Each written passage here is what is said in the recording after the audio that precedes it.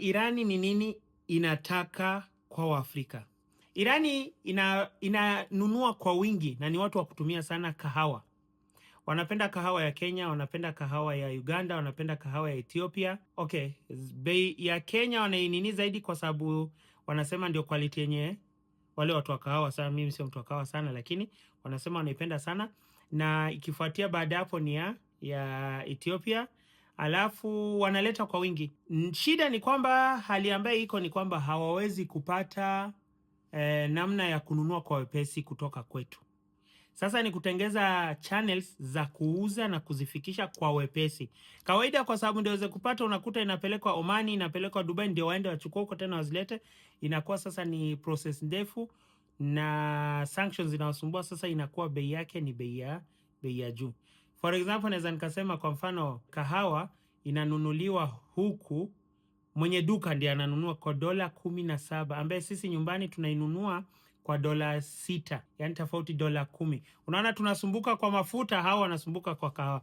Ingine, sisi avocado ni matunda ambayo tunatupa kwa wepesi, yani unakuta hii avocado nini imekaa, acha tu. Avocado wanapenda na wanataka, lakini ni bei ghali sana.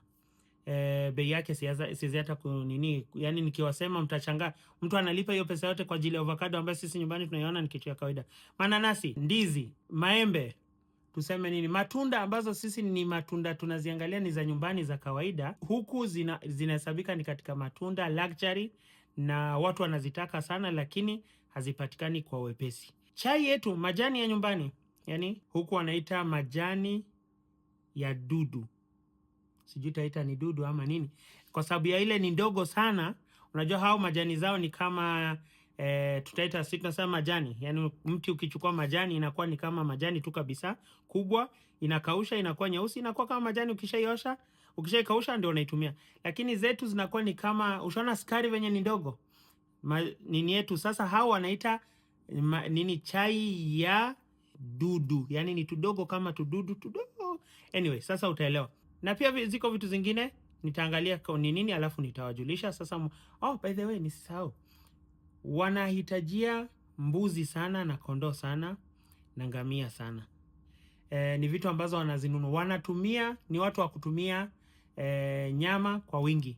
Sasa mbuzi, kondoo, ng'ombe ni chache sio sana kama ni mbuzi na kondoo, lakini mbuzi na kondoo na ngamia ni vitu ambazo nunua sana, na hata inabidi saa zingine wenyewe wako nazo, lakini wananunua kutoka nchi za nje wanazileta. Wewe mwanabiashara, angalia faida ambayo unaweza kufaidika, milango zikifunguka.